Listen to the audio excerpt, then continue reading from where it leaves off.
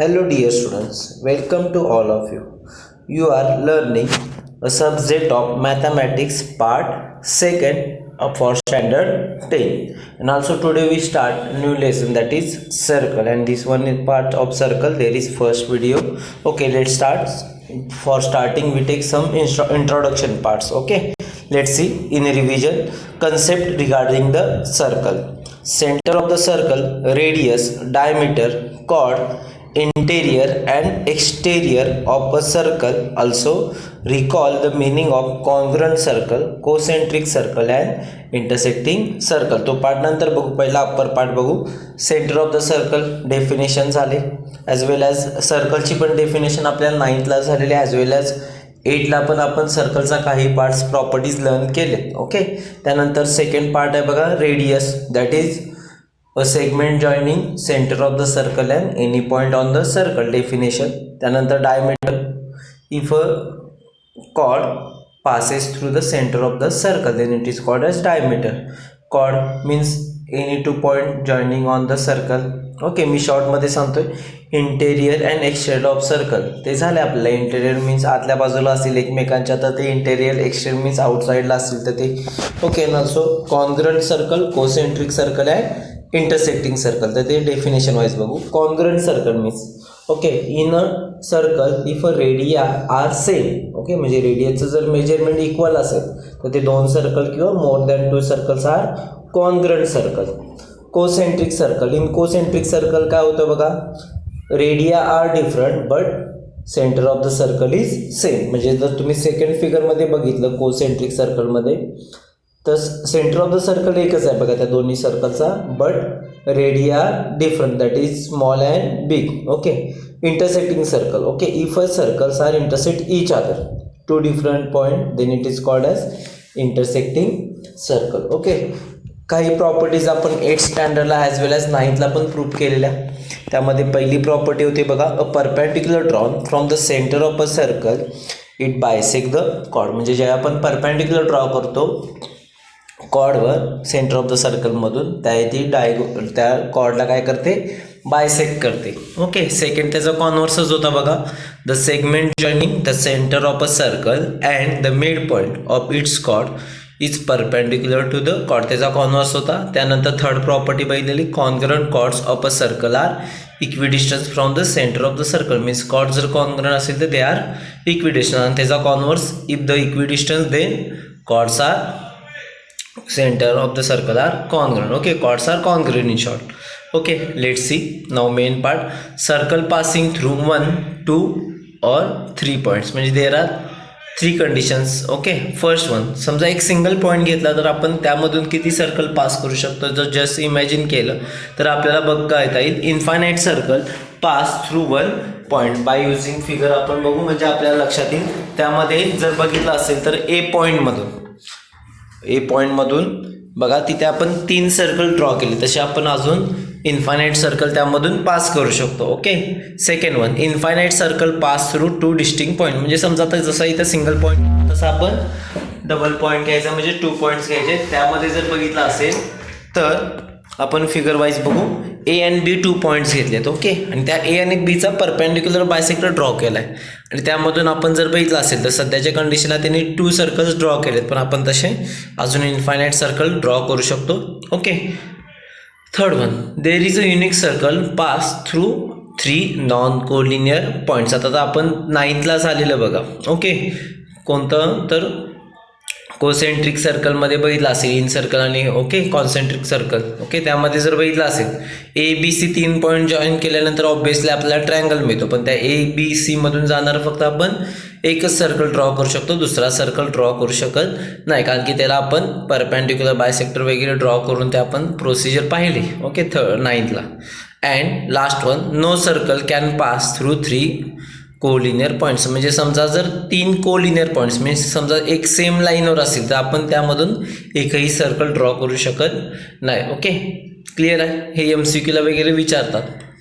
Second and tangent. Okay, आता हा नवीन concept आहे. आता इथं बघा 3 फिगर दिसतात. आता फर्स्ट फिगरमध्ये जर बघितलं असेल सर्कल दिसते, एक लाईन दिसते, त्या दोन्हीमध्ये कॉमन पॉईंट कोणता आहे का, नाही, एकमेकांना ते इंटरसेक्ट होत नाहीत. सेकंड फिगरमध्ये जर बघितलं असेल तर सर्कल आणि जो काय लाईन आहे एम ती पी पॉईंटमध्ये इंटरसेक्ट होते. ओके, सिंगल पॉईंटमध्ये. आणि लास्ट कंडिशन बघा, जी लाईन एन आहे ती क्यू आणि आर पॉईंटमध्ये इंटरसेक्ट होते. म्हणजे 3 कंडिशन होतात ज्यावेळी आपण एक सर्कल आणि एक लाईन घेत आहे. फर्स्ट कंडिशन म्हणजेच त्यामध्ये कोणताही कॉमन पॉईंट नाही.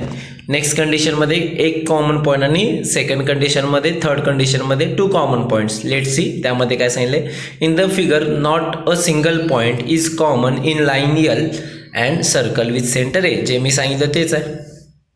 Next condition, point P is the common to both line M and circle with center B. So here line M is called tangent of the circle and point P is called as point of contact. आता या second फिगरचं डिस्क्रिप्शनमध्ये काय सांगितलं बघा, line आणि centre of the सर्कलमध्ये जे काय सर्कल आहे त्यामध्ये पी पॉईंट कॉमन आहे दोन्हीमध्ये. Okay, so that line M is called as tangent of a circle and point P is called as point of contact. थोडक्यात सांगायचं म्हणजे काय, आपल्याला टँजेंटची डेफिनेशन तयार करावी लागेल, ती मी नंतर तुम्हाला एक्सप्लेन करण्याच. नेक्स्टमध्ये बघा, 2 points Q and R common to both the line N and the circle with center C. म्हणजे centre of the circle C जे आहे सर्कल आहे ॲज वेल ॲज जी लाईन N आहे त्या दोन्हीमध्ये कोणता कॉमन पॉईंट आहे तर Q अँड आर. ओके, ह्या तिन्ही कंडिशन समजल्या असतील तुम्हाला. तर आपण आणि Q and R intersecting 2 points of line N and on circle ते सांगितले परत.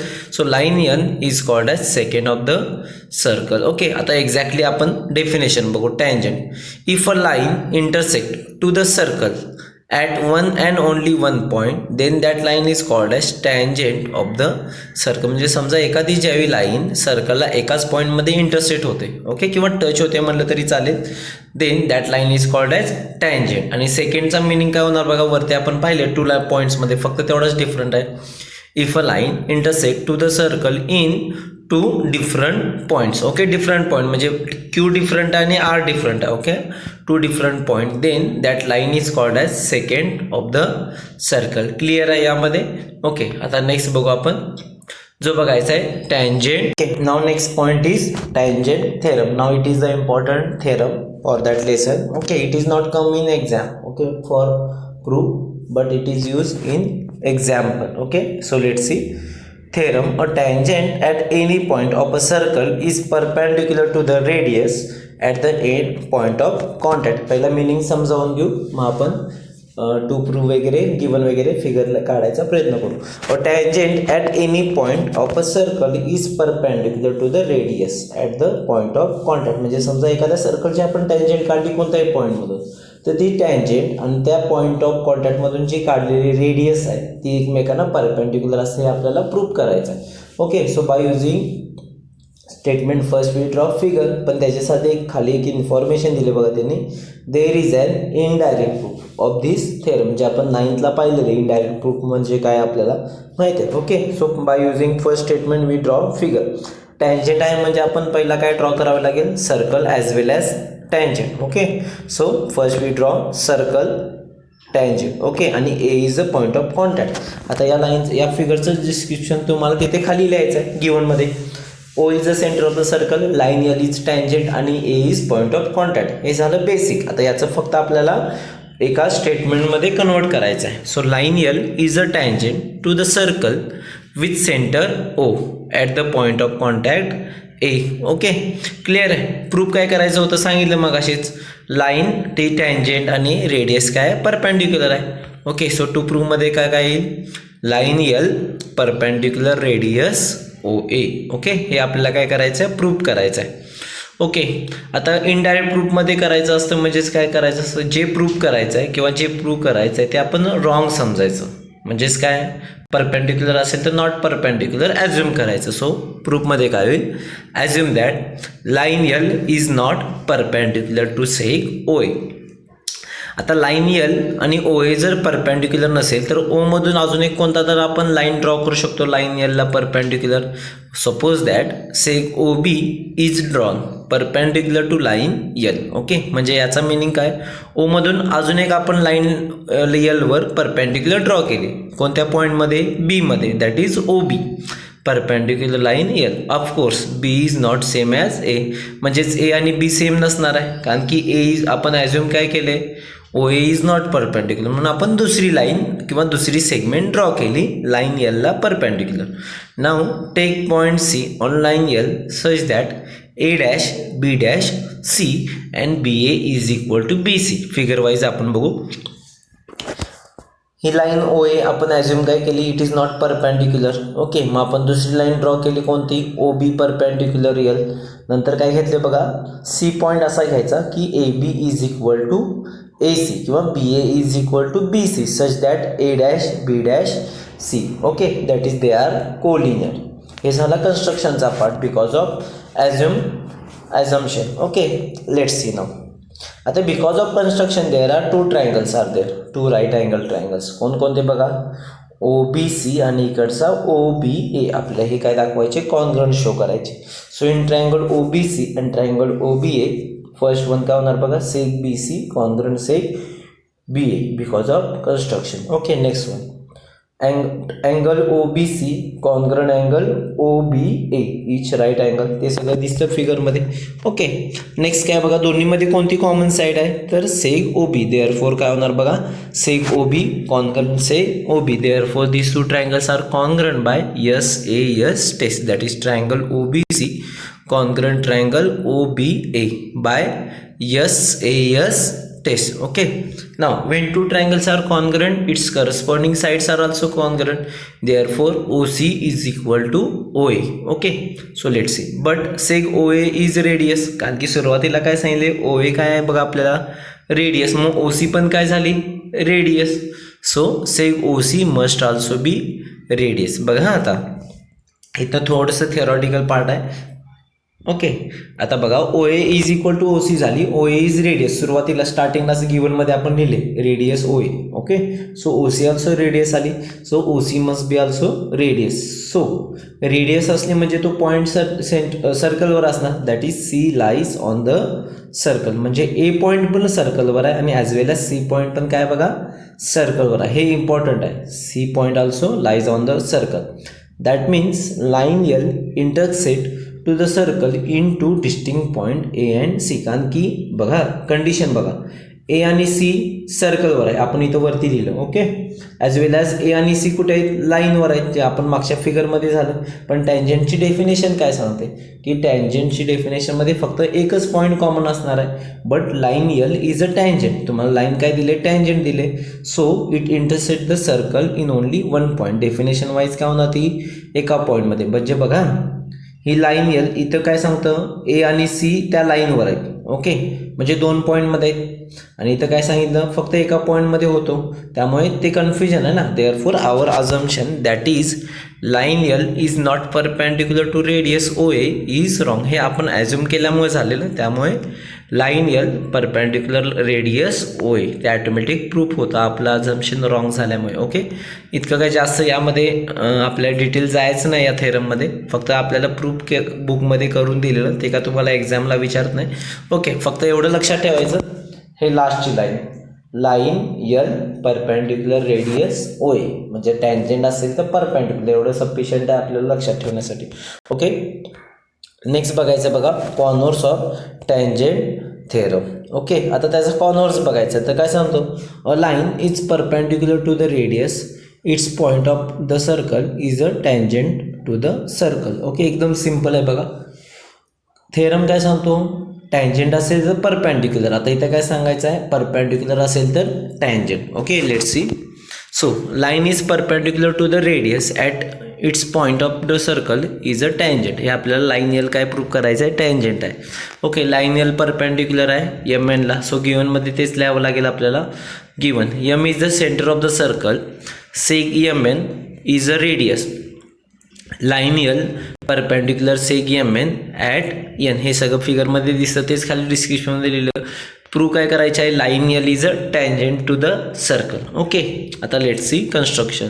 आता काय करायचं आहे कन्स्ट्रक्शन डायरेक्ट त्यामध्ये प्रूफमध्येच इन्क्लूड केले. Take any point P on that N on the line L draw seg M P. म्हणजे काय करायचं आहे लाईन यलवर हा पी पॉईंट कुठेही घ्यायचा आहे. ओके, तुम्ही बुकमध्ये किंवा फिगरमध्ये राईट साईडला दाखवला म्हणून राईट साईडला घ्यावा असं नाही, तो तुम्ही लेफ्ट साईडला पण घेऊ शकता. Okay, so because of construction किंवा because of point P there are one triangle is there. कोणता ट्रायंगल बनतो बघा, triangle M N P. Okay, N is a right angle, कारण की इथं परपेंडिक्युलर दाखवले. आता एम एन पी मध्ये राईट अँगलची अपोजिट साईड काय असते तर हायपोटेनस. सो एम पी काय होणार बघा त्याची hypotenuse. So seg M P is the hypotenuse. Clear आहे. आता सगळ्यात लॉंगेस्ट साईड राईट अँगल ट्रायंगलमध्ये जी असते ती हायपोटेनस. म्हणजेच काय होणार बघा, seg M P is greater than seg M N. Clear झालं इथंपर्यंत. ओके, म्हणजे सेग एम पीची व्हॅल्यू काय होणार, एम एन पेक्षा जास्त असणार आहे, कारण की लेंथ जास्त असते हायपोटेनसची. So seg M P is greater than seg M N. Okay, as seg M N is a radius. Okay, M N काय सांगितलं आपल्याला, रेडियस आहे. So point P can be on the circle. Okay, so point P कुठे आहे बघा, सर्कलच्या आउटसाईडला असणार, कारण की एम एन पेक्षा एम पी ग्रेटर आहे ना. सो पी बाहेरच्या बाजूला गेला. So P is not on the circle. So no other point except point N of line L is on the circle. म्हणजे जर तुम्ही कुठेही घ्या, लेफ्टला घ्या, राईटला घ्या, त्या क्लोज घ्या, तरी पण ती काय होणार, तो पॉईंट आउटसाईडलाच होणार. त्यामुळे पी सोडून कोणताही पॉईंट त्या लाईनवर असा नसणार आहे की तो सर्कलवर असेल. So no other point except point N. Okay, N सोडून कोणताही पॉईंट लाईन एलवर नसणार आहे, जो सर्कलवर पण असेल आणि लाईनवर पण असेल. Therefore line L intersect to the circle in only one point N. Okay, म्हणजे लाईन एलवर आणि लाईन एलचा इंटरसेक्ट होणारा पॉईंट कोणता, फक्त N. Therefore line L is a tangent to the circle because of definition.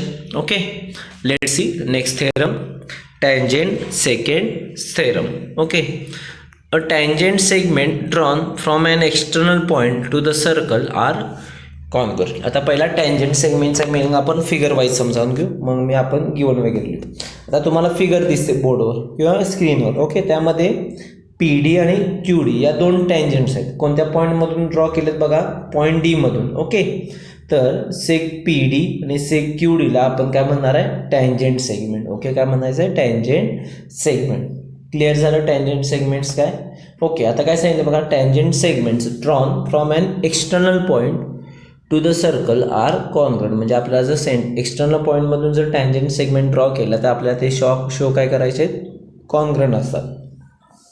म्हणजे थोडक्यात आपल्याला पी डी आणि क्यू डी कॉन्ग्रुएंट शो करायचे. सो गिवनमध्ये लिहून घेऊ. पहिला जे दिसतं ते, point A is the centre of the circle, line D P and line D Q are tangents drawn from point D. Okay, आता तुम्ही म्हणणार इथं लाईन आणि तुम्ही सेगमेंट म्हणता, पण फक्त ज्यावेळी पी डी घेतो ते सेगमेंट होणार, पण ज्यावेळी ह्या ॲरो पण आपण कन्सिडर करणार दोन्ही साईडला, त्यावेळी ती काय होणार आहे, लाईन. प्रूफ काय करायचं आहे, seg D P congruent seg D Q. Okay, आता without construction it is not possible. So इथे कन्स्ट्रक्शन काय करायचं आहे बघा, draw say radius A P and radius A Q. म्हणजे आपल्याला ए पी आणि ए क्यू ड्रॉ करायचे. क्लिअर झालं. आता यामध्ये आपल्याला प्रूफमध्ये बघू. Because of construction there are two triangles. कोणकोणते ट्रायंगल मिळाले बघा, ट्रायंगल पी ए डी आणि triangle Q A D. Okay, हे दोन ट्रायंगल आपल्याला कॉन्ग्रुएंट शो करायचे. तर ते कसे बघू, सेग P A congruent seg A Q. आता रेड कलरमध्ये दिले कारण की ते बुकमध्ये तुमच्या ॲक्टिव्हिटी टाईप तो थेरम आहे. Okay, so सेग P A congruent seg A Q because of radio of same circle. बघा ना, ए पी आणि ए क्यू काय बघा, रेडियस आहे. So radii of same circle are congruent.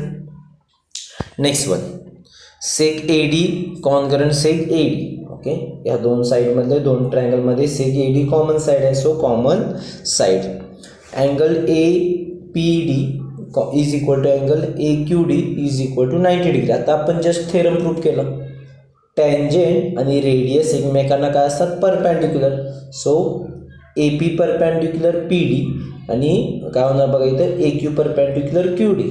Therefore 90 degree येणार परपॅन्डिक्युलर असल्यामुळे. Therefore angle A P D is equal to angle A Q D is equal to 90 degree.